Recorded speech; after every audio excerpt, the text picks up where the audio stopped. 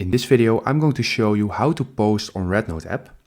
So what you're going to do is you're going to click on the bottom plus icon and you can choose between your album or your camera.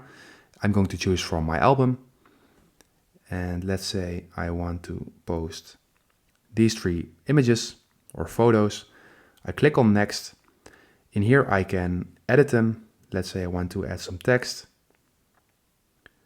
And let's put it like this. You can also choose music for your post.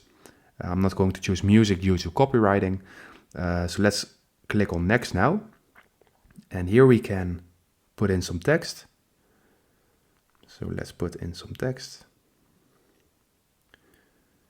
Test. And this is my first post. And let's say I am satisfied with how it is looking.